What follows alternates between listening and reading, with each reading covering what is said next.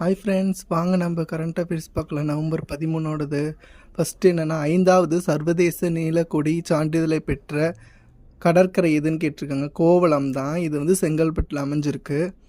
13வது சர்வதேச சுற்றுலா சந்தையை நடத்தும் மாநிலம் சிக்கிம் தான். வின்பேக்ஸ் என்பது இந்தியாவிற்கும் எந்த நாட்டிற்கும் இடையான இராணுவ பயிற்சி அப்படின்னு கேட்டிருக்காங்க. அது வந்து வியட்நாமில் இருக்குது. யுனெஸ்கோவின் மனிதன் மற்றும் உயிர்கோள கவுன்சிலுக்கு தேர்ந்தெடுக்கப்பட்ட நாடு எதுன்னு கேட்டிருக்காங்க. அது வந்து ஓமன் தான். இந்தியாவுக்கான அமெரிக்கா தூதரக நியமிக்கப்பட்டவர் செரிஜியோ கோர்.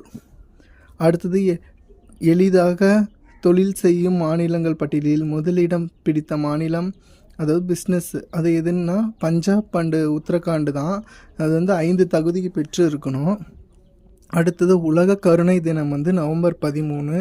வெற்றி நிச்சயம் திட்டம் வந்து ஜூலை 1, 2015 தொடங்கப்பட்டது, 2025. அடுத்தது, வணிக ரீதியாக முக்கியத்துவம் வாய்ந்ததால் இதனை என்னவென்று கருப்பு தங்கம் என அழைக்கிறது, எதை அழைக்கின்ற அப்படின்னு கேட்டிருக்காங்க. பெட்ரோல் தான். ஓகே ஃப்ரெண்ட்ஸ், இதே மாதிரி வீடியோ பார்க்கணுன்னா நம்ம சேனலை சப்ஸ்கிரைப் பண்ணிக்கோங்க, லைக் பண்ணுங்கள், ஷேர் பண்ணுங்கள், கமெண்ட் பண்ணுங்கள். தேங்க்யூ, பாய்.